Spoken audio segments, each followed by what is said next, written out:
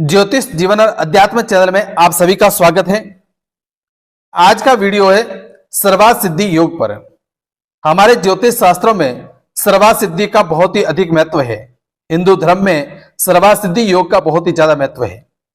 इस विषय पर आज बात करेंगे कि सर्वार्थ सिद्धि योग कैसे बनता है, इस सर्वार्थ सिद्धि योग में क्या करें क्या नहीं करें, वह सर्वार्थ सिद्धि योग में ऐसा कौन सा कार्य है जो भूल कर भी नहीं करना चाहिए।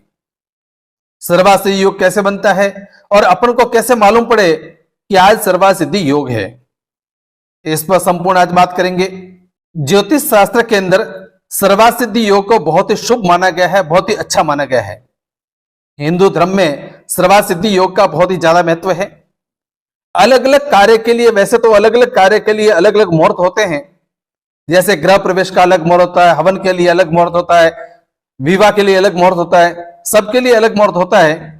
परंतु मान लो किसी कार्य को करने के लिए अपन को अगर मुहूर्त मालूम नहीं है तो पंचांग में आप देखकर कि आज सर्वार्थ सिद्धि योग है और आप शुभ कार्य कर सकते हो।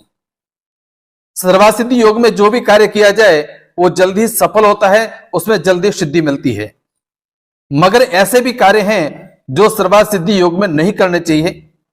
इस पर आज संपूर्ण बात करेंगे। कौन सा कार्य करना चाहिए, कौन सा नहीं करना चाहिए, सर्वार्थ सिद्धि योग कैसे बनता है। वार और नक्षत्र ये दोनों को मिलाकर के सर्वार्थ सिद्धि योग बनता है। वार कितने होते हैं? 7 वार है और 27 नक्षत्र है। कौन से वार को कौन सा नक्षत्र आता है तब जाके सर्वार्थ सिद्धि योग बनता है, उस पर आज संपूर्ण बात करेंगे।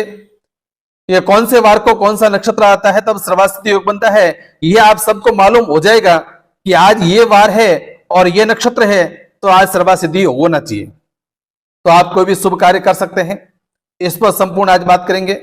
अब बात करते हैं कि सर्वार्थ सिद्धि योग के अंदर कौन से कार्य करने चाहिए। सर्वार्थ सिद्धि योग के अंदर बहुत ही छोटे मोटे कार्य हैं, शुभ कार्य आप कर सकते हैं। जैसे दुकान खरीदना, दुकान का मुहूर्त करना, सगाई करना, मकान खरीदना, बेचना, कुआं खोदना और कर्ज लेना या देना। बहुत सारे ऐसे छोटे मोटे कार्य हैं। पूजा करना, सत्यनारायण की कथा करवाना, या ऐसे और भी अनेक कार्य हैं जो आप सर्वार्थ सिद्धि योग के अंदर कर सकते हैं। अब है कि सर्वार्थ सिद्धि योग के अंदर क्या नहीं करें। हालांकि सर्वार्थ सिद्धि योग सब जगह अच्छा नहीं माना जाता है। जैसे लंबी दूरी की यात्राएं करना, उसमें सर्वार्थ सिद्धि योग अच्छा नहीं माना जाता है। हवन करना, हवन के लिए अलग से मुहूर्त दिया जाता है, तो हवन को सर्वार्थ सिद्धि योग में जरूरी नहीं है। विवाह करना है, हवन करना है, लंबी दूरी की यात्रा करना है, गृह प्रवेश है, तो यह सर्वार्थ सिद्धि योग के अंदर नहीं होता है। बाकी के काम हैं, आप छोटे मोटे कार्य हैं जो सर्वार्थ सिद्धि योग के अंदर कर सकते हैं। अब मैंने आपको पहले बताया है कि सर्वार्थ सिद्धि योग का निर्माण वार और नक्षत्र के दोनों के मिलने से सर्वार्थ सिद्धि योग बनता है। अभी कैसे बनता है? 7 वार होते हैं, 27 नक्षत्र होते हैं। कौन से वार को कौन सा नक्षत्र आता है तब सर्वार्थ सिद्धि योग होता है। अब मैं बताने की कोशिश करता हूं कि सर्वार्थ सिद्धि योग कैसे बनता है। वार और नक्षत्र ये दोनों को मिलाकर के फिर सर्वार्थ सिद्धि योग बनता है। जैसे रविवार है, रविवार को अगर मान लो हस्त नक्षत्र है तो सर्वार्थ सिद्धि योग बनेगा। रविवार को अगर हस्त नक्षत्र है या मूल नक्षत्र है या उत्तरा फाल्गुनी नक्षत्र है या उत्तरा भाद्रपद या उत्तराषाढ़ा या पुष्य नक्षत्र या अश्विनी नक्षत्र, इनमें से मान लो कोई अगर रविवार को नक्षत्र है तो उस दिन सर्वार्थ सिद्धि योग बनेगा। जैसे रविवार है और मान लो उत्तराषाढ़ा नक्षत्र है तो उस दिन सर्वार्थ सिद्धि योग होगा और सर्वार्थ सिद्धि योग के अंदर आप कोई भी शुभ कार्य कर सकते हैं। अब सोमवार है, सोमवार को श्रवण नक्षत्र, रोहिणी नक्षत्र, मृगशिरा, पुष्य और अनुराधा, मान लो सोमवार के अंदर अगर श्रवण, रोहिणी, मृगशिरा, पुष्य और अनुराधा ये अगर नक्षत्र हैं तो सर्वार्थ सिद्धि योग बनेगा। अब मान लो मंगलवार है, मंगलवार के दिन अगर अश्विनी नक्षत्र, अश्लेखा, उत्तरा भाद्रपद और कृत्तिका, अगर मंगलवार के दिन अश्विनी, अश्लेखा, उत्तरा भाद्रपद और कृत्तिका ये इस प्रकार के नक्षत्र होंगे तो उस दिन सर्वार्थ सिद्धि योग होगा।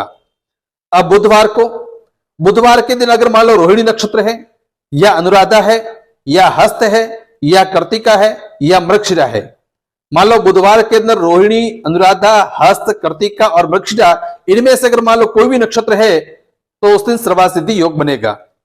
अब गुरुवार, गुरुवार के अंदर रेवती, अनुराधा, पुष्य, अश्वनी और पुनर्वसु। मान लो गुरुवार के दिन या रेवती हो, अनुराधा हो, पुष्य हो, अश्वनी या पुनर्वसु हो, इनमें से अगर मान लो कोई भी नक्षत्र होगा, गुरुवार है और ये नक्षत्र होंगे, तो उस दिन सर्वासिद्धि योग बनेगा। अब शुक्रवार के दिन अगर रेवती, अनुराधा, अश्वनी, पुनर्वसु और श्रवण, इनमें से मान लो कोई भी एक नक्षत्र है, शुक्रवार को रेवती, अनुराधा, अश्वनी, पुनर्वसु और श्रवण, इनमें से अगर कोई भी नक्षत्र होगा तो उस दिन सर्वासिद्धि योग बनेगा। अब बात करते हैं शनिवार की। शनिवार के दिन अगर श्रवण नक्षत्र है या रोहिणी है या स्वाति है, इन तीनों नक्षत्रों में से अगर मान लो शनिवार है और तीनों नक्षत्र में कोई एक नक्षत्र है, तो उस दिन सर्वासिद्धि योग बनेगा। ये चार्ट है, इस चार्ट को आप कॉपी कर सकते हो, वीडियो में से कॉपी करके आप अपने पास में रख सकते हो। मान लो किसी दिन आपने है बुधवार बुधवार के दिन मान लो रोहिणी नक्षत्र आ गया, तो उस दिन सर्वासिद्धि होगा। शुक्रवार को अगर अश्विनी नक्षत्र है तो सर्वासिद्धि योग होगा। शनिवार को मान लो स्वाति नक्षत्र है तो सर्वासिद्धि योग होगा। तो इस चार्ट को आप कॉपी करके भी रख सकते हो और आप देख सकते हो कि कौन से वार में कौन सा नक्षत्र आने पर सर्वासिद्धि योग होता है। इस सर्वासिद्धि योग में मृत्यु योग, उत्पात योग या ज्वालामुखी योग होता है, तो वो योग टालने चाहिए। बाकी जिस दिन सर्वासिद्धि योग होगा उस दिन कोई भी मान लो बुरे योग हैं वो कुछ नहीं कर सकते। अगर खराब योग भी है, उस दिन भद्रा है या कोई भी खराब योग है, फिर भी उस दिन कुछ नहीं कर सकते अगर सर्वासिद्धि योग है। तो सर्वासिद्धि योग के अंदर आप मकान खरीदना है या बेचना है या कोई भी शुभ कार्य है वो आप कर सकते हैं। यह वीडियो आपको कैसा लगा? वीडियो अगर पसंद आया हो तो वीडियो को लाइक करें, कमेंट करें, शेयर करें व चैनल को सब्सक्राइब करें। जय श्री कृष्ण।